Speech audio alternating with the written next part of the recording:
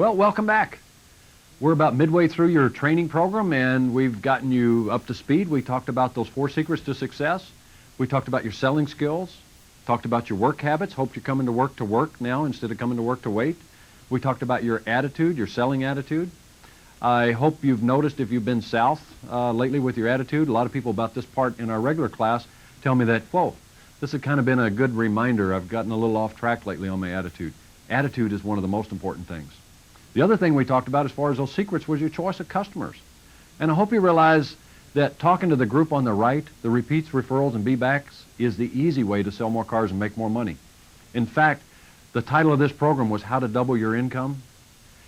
Your closing ratio on walk-in traffic was about 16%. Your closing ratio over here was 50 or 60%. You can double or triple your closing ratio that quick just by switching groups. And I believe if you doubled or tripled your closing ratio, wouldn't that double or triple your income right along with it? So there's one quick and easy way to double your income. You're tired of making low wages, switch groups. We also went through your planner, and I hope you're starting to get more familiar with that. Realize that it's not that much trouble writing down 2 walk-in traffic people today, 1 outside prospect, a service customer. I gave 3 presentations, wrote up 2 people, I made $500 and sold 2 cars. That's an easy daily summary down there. And then at the end of the week, you add it all together. I hope you see the value of the planner, because the planner is really the foundation of your career out here. You've got to know exactly what you're doing so that you could take that next step we talked about, which was goal setting.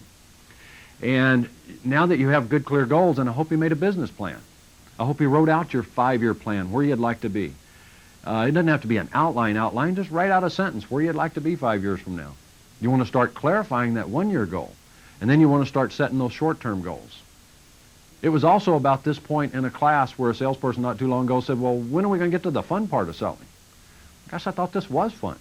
I thought seeing where you're at in your career would be an eye-opener and be fun. I thought it'd be fun having a clear path to more success.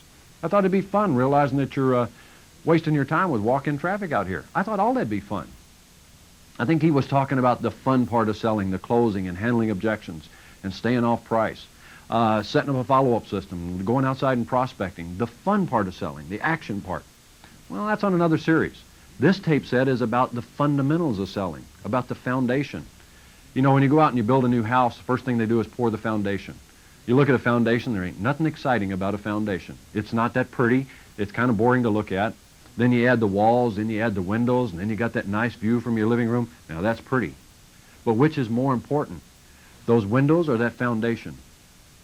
Everything is important, but we've got to start with a good, solid foundation for us in sales. And that's the biggest area that we're missed out on in sales. I never got the foundation. I never got the organizational part. I never got the selling skills part, the work habits part. And I never had anybody teach me about goal setting. So you're getting the most important part. I could teach you how to close, but if you don't have a customer to talk to, it's not going to matter. I can teach you how to close, but if you're coming to work to wait and you're flipping to see who talks to the next customer, it's not going to matter. So everything is important. Now today we want to get more into selling. We're going to get into some fundamentals of selling. First thing we want to do is answer some common questions I get about selling. Seems to be a very misunderstood subject.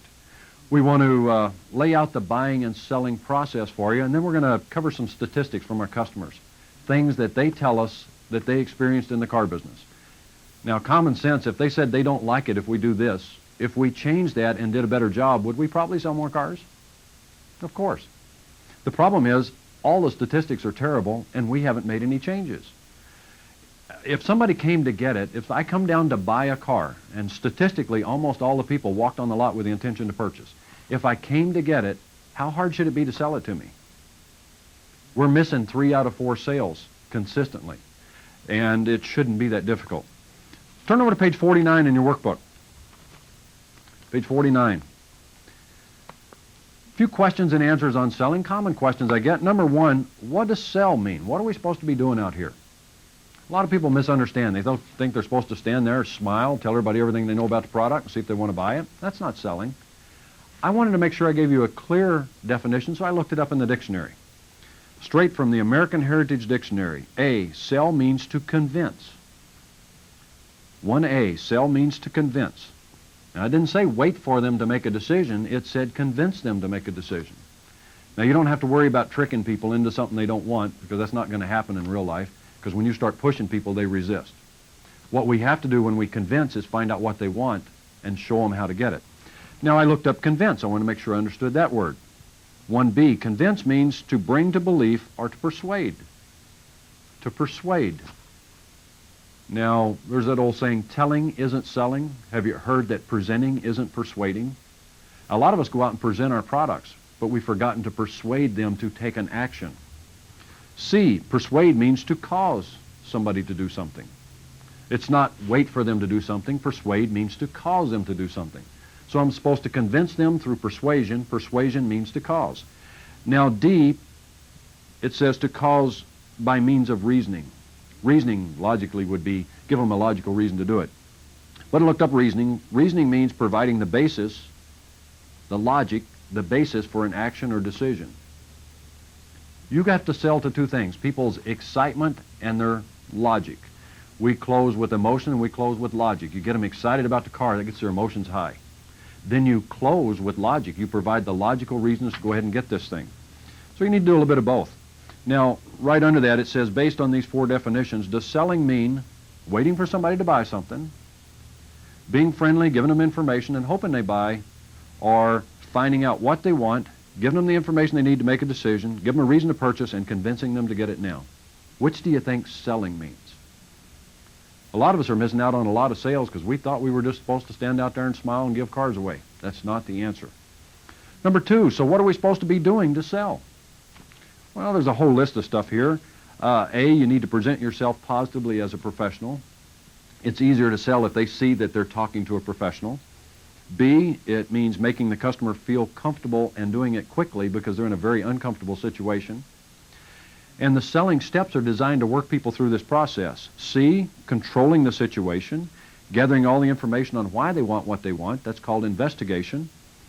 Using the information you gathered to convince them through a feature advantage benefit presentation that this is the car for them. Handling their common reflex objections. Now, I wish we had more time to talk about objections because almost every objection you get out here on the lot is a reflex objection. In fact, it's a reflex or conditioned response. If I say thank you, what's the conditioned response? What have you been taught to say since you're a little kid if somebody said thank you very much? What? You're welcome. Now, if I say congratulations on winning that ball game the other day, what have you been conditioned to respond with when somebody says congratulations? Thank you. If I walk up and stick out my hand, what have you been conditioned to do? Shake my hand. If I walked on the lot and you said, how can I help you? What would be the conditioned response you get? We're just looking. Most of the objections that you get are conditioned responses. If you were buying a new stereo and you went down to the stereo store and you and your wife or husband sat down and figured you could afford about $1,200 for a stereo, you walked in Circuit City down here and you started looking at the stereo and the components and everything, and would it be safe to say that you're going to have a price question? Are you going to say, how much is it? Would that be a common question? If you had your trade in your hand and they took trade-ins on stereos, would you say, what's my trade worth? Of course. If you're going to have to make payments on that thing, would you probably say, what would payments run on something like this? And if you were familiar with interest rates, you'd probably say, what kind of rate you guys got? Let me ask you another question. You were expecting to spend about $1,200. You get all wrapped up down there in those stereos and start adding this component and that component, and you ask the salesperson, you say, well, how much is that going to run me? And the salesperson says, well, with this and this and this, looks like it's going to run about $2,200. Give me your conditioned response. How do you respond when something's much higher than you thought it was going to be? Don't you go, whoa, that's way too high. I saw an ad in the paper and the good guys got it for a lot less. Now, was that a sincere objection or a reflex objection? It's just something people say. You know, we spend almost all of our time working on the wrong objections. It's just like closing. We've learned a lousy closing question. If we can work it out today the way we want to buy it, can we sell you guys a car? And almost every method we use to handle objections is wrong. You don't use price, you don't drop price to handle a reflex objection. So you need to learn more about that. G, successfully leading them to a closing situation. Closing is leading people. Pushing is not closing. That's pushing, and when you push, you get resistance. Next one down here, successfully finding and handling their buying objections. Now you have reflex objections, you have buying objections. You have to learn to handle the buying objections. Those common objections you get. We're going to think it over and get back to you. That's not even an objection. We spend most of our time working on the wrong thing. I'm going to think it over is a reason to leave. You've got to find out what they want to think over. Just a tip. This is just one of the things we talk about. Just ask why. I want to think it over. Why is that? Well, it's a big decision. Oh, it sounds to me like you guys are on a budget. Well, yeah, we are. Well, let me ask you a question. If everything worked out and it kind of fit your budget and we were playing around with numbers and you were okay with it, would there be any other reason we couldn't send you home in it? Oh, no, if you could do that, we'd take it. Learn to close, learn to handle these objections. How hard should it be to sell somebody something who came to get it? Remember, they're nervous, they're uncomfortable, and they're going to come up with things they don't mean. And whoever said buyers are liars, you got to get that out of your system. Buyers say things they don't mean in an uncomfortable situation. Those are called reflex responses. Quit treating them as objections and learn how to handle them. And down at the bottom, you have to successfully overcome their fears and their tendency to procrastinate. Biggest fear we got is making a bad decision. So let's put it off as long as we can. You can have the perfect person on the perfect car and you close. Well, what do you think? You want to take it home? Nah, I think we better hold off a little bit. And they're just torn up inside because they want the car so bad they can't stand it. But they can't make themselves say yes. So you have to learn to successfully handle these things. The next page, number 3, it says, why does each one of those steps in number 2 start with the word successfully? Well, it has to, because if you mishandle any of those, you're not going to make a sale.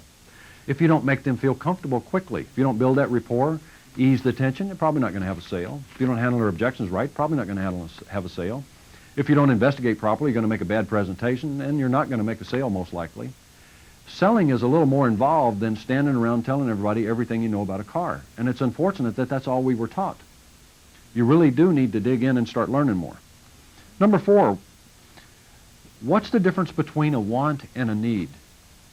A lot of you guys do dealer trades. You just get a kick out of that stuff or what? You got 300 cars in stock and you go out here and trade because somebody wants a white one and all you had was a silver one, a blue one, a green one, a black one, and every color but white. And then while you're out trying to find that car, they find a blue one down the street and they fall in love with it and buy it. You need to understand the difference between wants and needs. Again, the dictionary will help us out a little bit. A need is a requirement. A need is a requirement. That's something you have to have. A requirement would be seating for 5 adults if I normally carry 5 adults with me every day. A requirement would be blue if I had a fleet of blue trucks and I had to match the fleet with another blue exactly like that one. Now, a want, number B, dictionary says want is to wish for. Well, I wish it was blue. That doesn't mean it has to be blue. That means I wish I had a blue car, I wish it had a sunroof, I wish I had a 5-speed, I wish I had power windows. Those are wishes. Now, if I said I wish I had blue and I had to match a blue fleet, then it would turn into a need. You need to separate the difference between wants and needs because people make their final buying decision based on needs. And almost all of them are on a budget.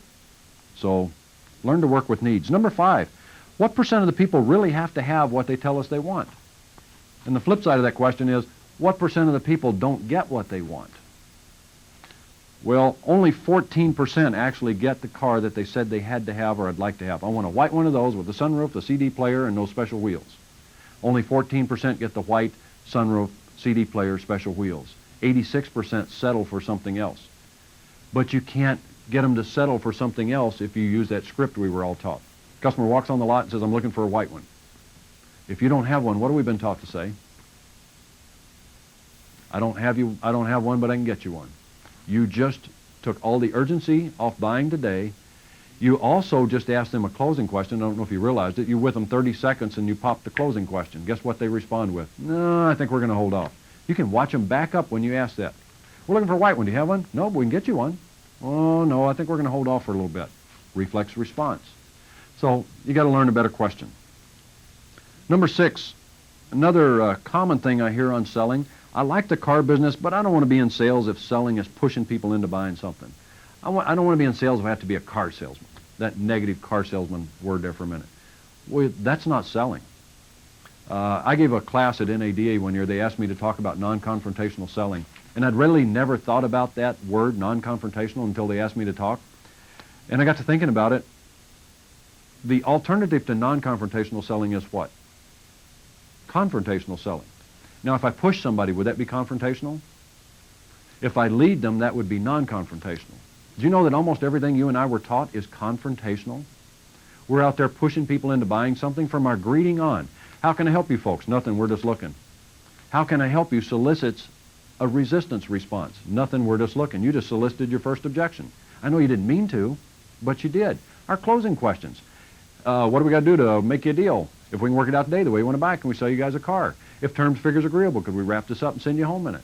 When you ask a person a yes or no question, you're going to get a negative response almost every time. You're soliciting a negative.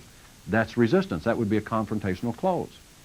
Almost everything you and I were taught was confrontational. We're going to try to clear some of that up in the basics this afternoon or in the next tape sets. But you've got to get rid of all the push and shove stuff.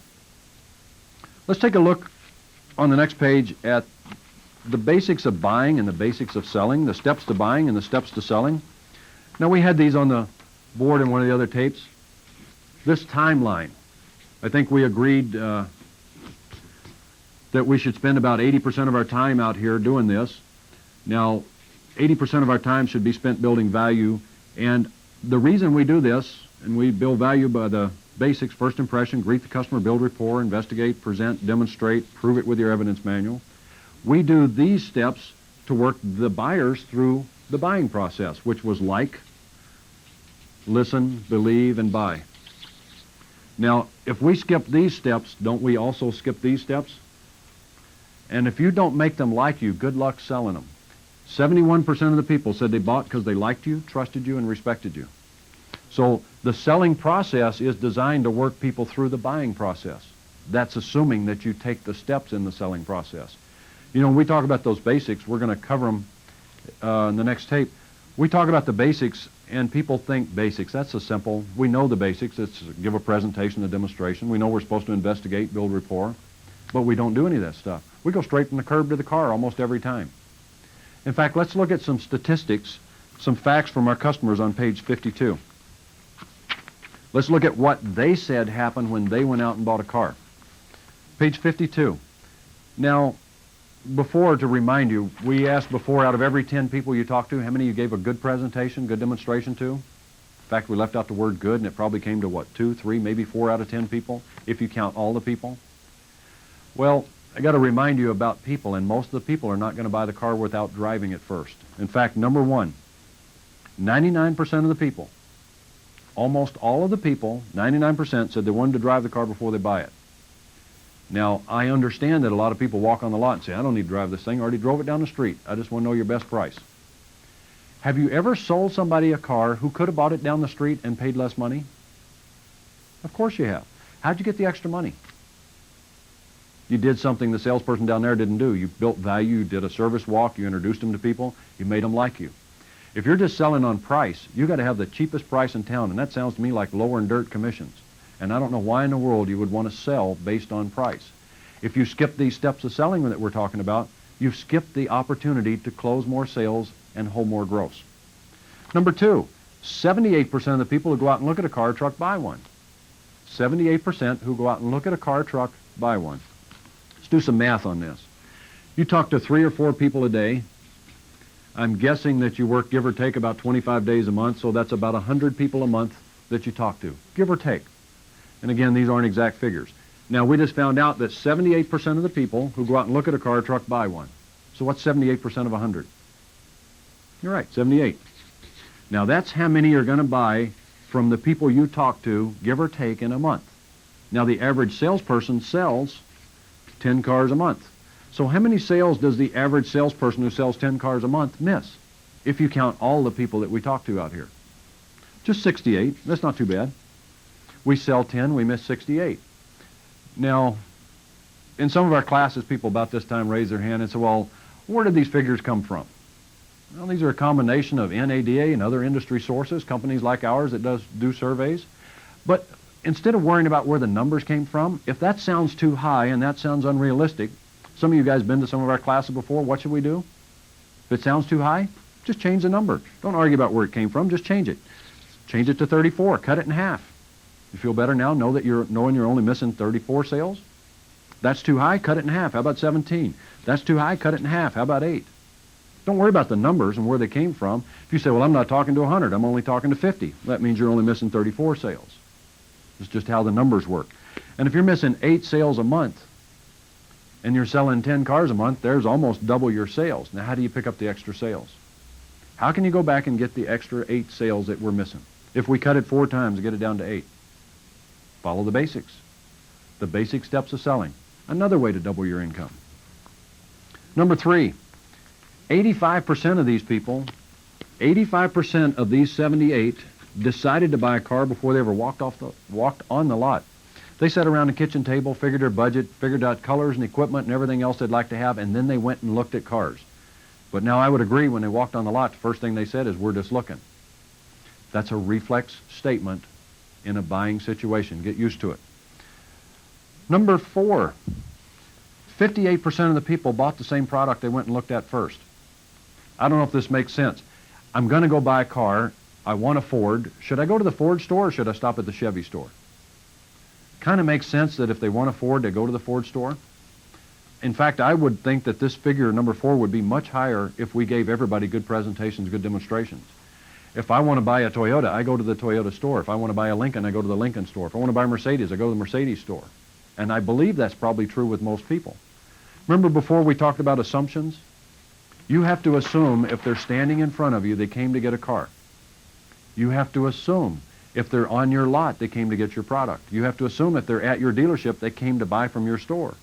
And you have to go into this with an assumptive attitude. And when they say, "We're just looking," you got to get past it. When they say, "Just looking," say, "Great. Who's the lucky one? Who gets a car, you or somebody else?" And move right through those reflex objections. Number 5, 71% of the people who buy because they like, trust, and respect you. 71% of the people who bought said they bought because they liked you, trusted you, and respected you. Number 6, what percent of the decisions to purchase are made by the woman in the group? 100%, almost. 90 plus. 90+% of decisions are going to be made or influenced by the woman in the group. You need to be aware of that. Number 7, what percent of the vehicles are delivered to women? Let me give you a clue here. There's about 250 million people in the United States. Half are women. What percent of the cars are delivered to women? You're right, about 50%. Now, as an industry, we have a real bad habit of not treating women buyers correctly. So you need to change your attitude on that too. What we've learned here in the first 7 numbers is that almost all the people came to get it specifically. They went to the dealership that they wanted to buy the car from. I got to ask you that question again. How hard should it be to sell somebody something who came to get it? They're there to buy. We shouldn't have to do too much except learn to handle reflex objections. We have to help them through their fears and their tendency to procrastinate. We have to give them good feature advantage benefit presentations. We got to get them excited about owning it. We have to give them reasons to go ahead and get it done with now. But it really shouldn't be that difficult to talk somebody into something who came to buy it in the first place. About their buying motives and decisions, number 8.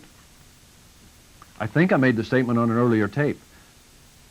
Customers don't care about everything you know. They make their buying decision based on 20% of the features. Number 8, 20% of the features is all your customers care about.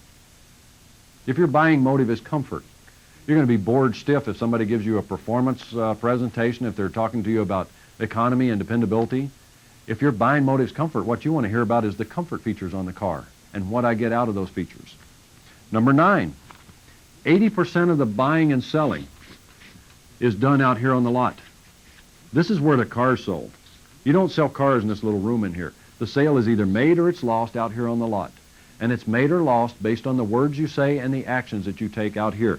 You don't sell cars based on price in here. Too many people, in fact, you can look at how you sell sometimes. A guy walks on the lot and says, "I already drove a car just like this down the street, just want to know your best price." You get sidetracked in this price conversation and you spend 10 minutes out here, and then you go inside and 80% of your time or 90% of your time is spent grinding out a deal. You're either going to do it the right way and make a lot of money, or you're going to do it the wrong way and hardly make any money and miss a lot of sales. And this is very frustrating too. Don't get bogged down in the shortcuts. Get off price. I drove it down the street. We'll get back to price in a minute. First, let's make sure you like the car. By the way, who's the lucky one? And go back through the basic steps we're going to talk about. Number 10, and again, we just talked about it, 86% buy a different make, model, or different vehicle than they said they had to have. Number 11, if you're out here on the lot, you're supposed to be building value out here. If you throw out a price, a discounted price, or a price for their trade, or a price for the payments, or a price on how much they need down, do you think people just take that and say, okay, and believe it and go from there, or do you think they go shop it? What percent of the people shop the price once they hear a price? What do you figure? Pretty close, 96%. 96% of the people, once they're given a figure, are going to shop it. So it's bad luck to do that. Now, a lot of people say, well, if I don't give them a price, they're going to leave. Let's look at something. If you talk to 100 people, if you give all 100 people a price, 96% are going to shop it. That leaves 4%. If you talk to 100 people out here on the lot and you didn't give them a price, I'd probably guess that half of them aren't coming back. But that means 50 of them do come back. Now, which is better, 4% or 50%? Would you rather get 4% of the people back on the lot and try to sell them something, or would you rather get half the people back on the lot not having a price from you? I was talking to a friend of ours, and she went out and got a car, and I said, did you go shopping? She said, nah, I just picked up the telephone. I kind of knew what I wanted. She said, I called a few places and got their best price, and I said, well, where'd you end up getting the car? She said, well, I ended up getting it at a different place. I said, well, why did you go down there? She said, because they wouldn't give me a price over the phone. I had to go down to find out the price. If you get them on the lot, you have the 50-50 chance of closing them. You get this person back on the lot without giving them a price, we've got a 67% chance of closing them. That's the closing ratio on B-backs. If you don't get them back on the lot, you got no chance of closing them. So your motive is to get them back on the lot, not send them out down the street with shopping figures. About how soon they buy, number 12. Once they're on the lot, this is not the buying decision. That takes months for some people. But once their foot hits the lot, 38% buy within 4 hours. 38% buy within 4 hours. And I know you're in this unique situation in that special town and that doesn't happen there. Okay, maybe it's 5 hours. Number 13, 57% buy a car within 3 days. 13 is 57%. Number 14, 90% buy within a week. Almost all the people that you talk to are going to be burning gas in a new car in a week or less. And if you don't believe that, get everybody's name and number and call them all back. And then you'll believe it. About their previous buying experience. Number 15, when they walked on the lot in the past, 72% of our customers agreed that they told their salesperson they were just looking. 72% said, we're just looking. I'd bet you that 72% of the salespeople said, how can I help you? Which solicits that reflex objection, we're just looking. Number 16, 85% of the people said their salesperson didn't investigate. We talked about liking being so important. And then we talked about the selling process, first impression, greet, build rapport, investigate, present, demonstrate. 85% of our customers said we didn't build rapport and investigate. Minus 85%. Yet 71% are going to buy because they like you. That's not a good way to start the sale. Number 17. 88% of the people said that they got a lousy presentation and a lousy demonstration. 88% of the people said they got a lousy presentation and a lousy demonstration. Yet, we would like them to buy the car from us. Now, I said before that the closing ratio on a walk-in customer was give or take somewhere between 12 and 15 or 16%. If I subtract 85% from 100, I get 15. If I subtract 88% from 100, I get 12. Closing ratio between 12 and 15%. Good luck selling a car if you don't make them like you and if you don't give them a good presentation and a good demonstration. In fact, you can't give a good presentation if you don't investigate effectively. So you can try to take the shortcuts, but the only shortcut you're taking is in directly right out of your pocket. It comes right out of your paycheck. Number 18, 50% of the people said they bought the car on the spot when they got what they felt was a good presentation and a good demonstration. 50% of the people bought on the spot when they got a good presentation, good demonstration. Let's check. Overall closing ratio is 20%. Talk to 10 people, close 2. I asked before, out of every 10 you talk to, how many get a good presentation, good demonstration? The question was about good. And we came up with maybe 4. Now the survey just said that 50% of the people who get a good presentation and demonstration buy the car. What's 50% of 4? It's 2. You start with 10, you end with 2. If you didn't eliminate these 6 out of 10 people because you didn't give them a presentation and demonstration, you'd sell more cars. There's no shortcuts, there's no tricks, no gimmicks. Want to double your sales?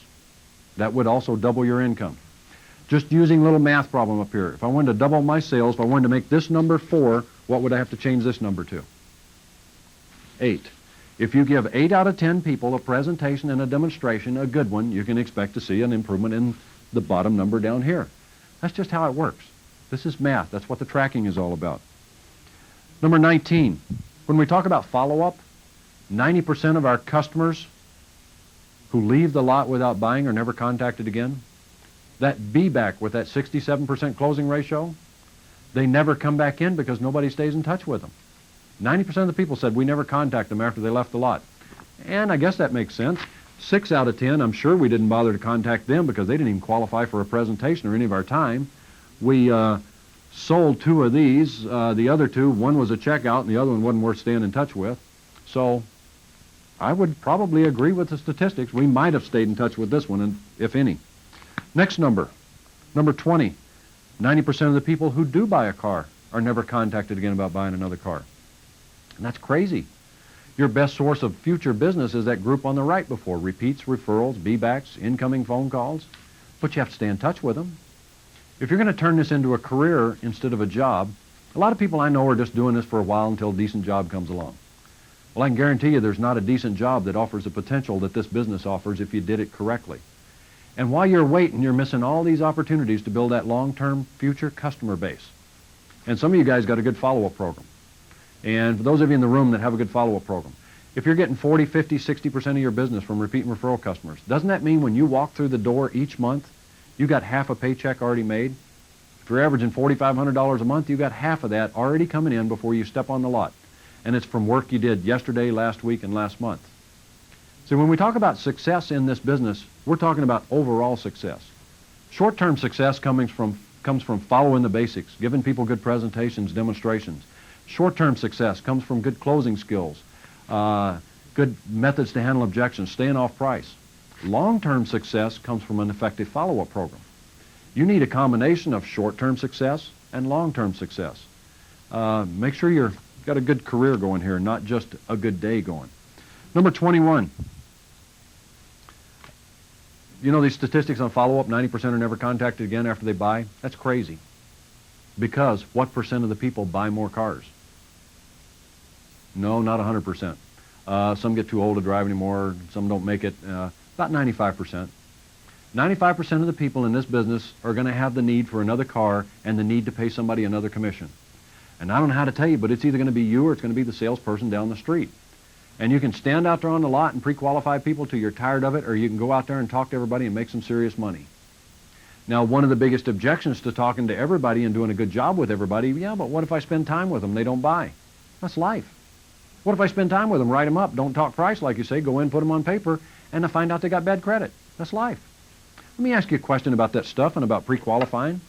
If you didn't talk price on the lot, if you didn't pre-qualify them in any form and you just found out what they wanted, what they were going to do with it, how they're going to use it, investigated the way we're going to talk about in the next couple tapes, if you just did that, could you put more people on paper? Of course you could. If you didn't worry about what their trade was worth or what kind of payments they wanted, of course you could put more people on paper.